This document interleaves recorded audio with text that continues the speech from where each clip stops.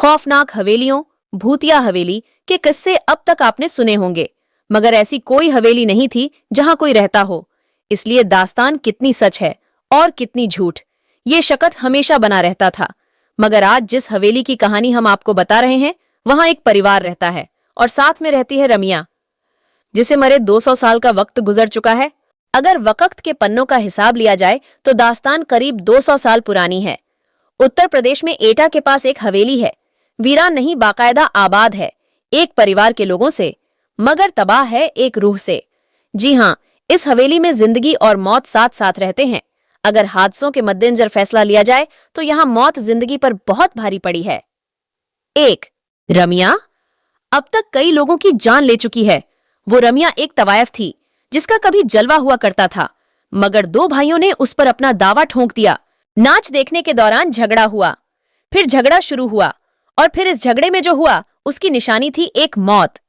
वो रमिया झगड़े में बेमौत मारी गई।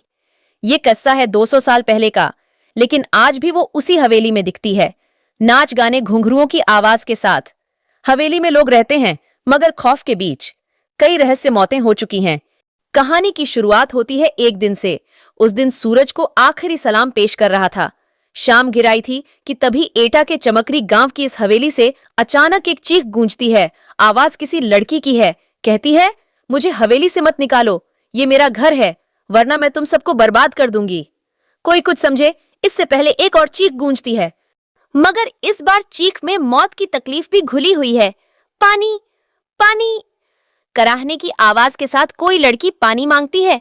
ये वाकया कहीं और होता तो शायद कोई न कोई तो मदद के लिए आ भी जाता, मगर इस गांव में हर कोई डर से सहम सा जाता है, क्योंकि पिछले कई दशकों से ऐसी चीखें इस हवेली से निकलती रही हैं और लोग कांपते हुए सुबह का इंतजार करते रहे हैं।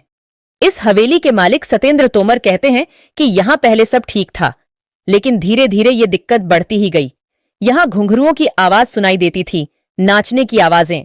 इस तरह प्रॉब्लम क्रिएट होती रही। तांत्रिकों को बुलाया गया। कभी कभी आवाजें आती, आपको घर छोड़कर जाना पड़ेगा, ये मेरा घर है। इस तरह से हम लोगों को डर लगने लगा। हम लोग खौफ के साए में जीने लगे। लेकिन सवाल ये था कि आखिर कौन है ये लड़की और इसका इस घर से क्या रिश्ता है? क्यों दिन ढलते ही इस हवेली के पास से होकर गुजरने वाले रास्तों पर कब्रिस्तान सा सन्नाटा पसर जाता है और एक अजीब अनमनी से लड़की इस हवेली में भटकती दिखाई देती है। कभी झरोखे से झांकती तो कभी हवेली की छत से टकटकी लगाए रहती हैं।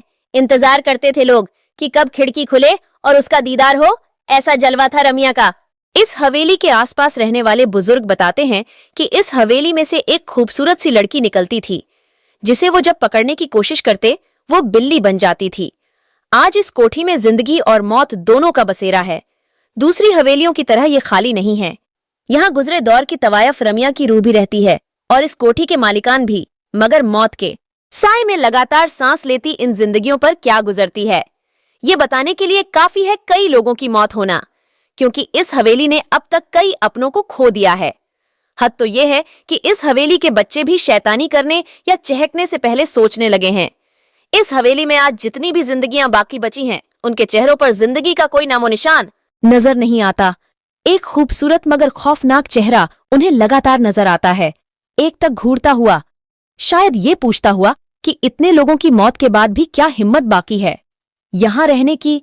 मगर रमिया आखिर क्यों इत्काम की आग में झुलस रही है? क्यों उसे मासूम बच्चों पर भी तरस नहीं आता? क्या हुआ था उसके साथ? रमिया बाई, उसकी पायल जब छनकती थी तो लोग दीवाने हो जाया करते थे। हर हवेली का मालिक ये सपना पाला करता था कि एक दिन ये घुंघरू सिर्फ उनके लिए खनकेंगे। बात करीब 200 साल पुरानी है, जब रमिया इसी हवेली में मुजरा किया करती थी। रमिया के दीवानों की फहरिस्त में इसी इलाके के 2 सगे भाइयों का नाम भी शुमार हुआ करता था, जो तकरीबन हर शाम उसी के पास गुजारा करते थे। मगर रमिया उस बला का नाम था जिसकी खूबसूरती और हुनर के आगे क्या रिश्ते और क्या नाते पल भर में बिखर जाते थे। और यही हुआ उन दोनों भाइयों के साथ भी। रमिया को लेकर दोनों इस कदर जज्बाती हुए कि एक दूसरे की ही जान के दुश्मन बन गए। और जब रमिया ने बेकाबू हालात काबू में करने की कोशिश की तो गुस्से से लहराता एक खंजर रमिया के ही शरीर में उतर गया। दरअसल ये कहा जाता है कि दोनों भाइयों की लड़ाई में रमिया बीच बचाव करने आ गई थी। इसी हाथापाई में रमिया की मौत हो गई और वह हवेली में भटकने लगी। उसकी आत्मा हवेली में किसी को भी प्रवेश नहीं करने देती है।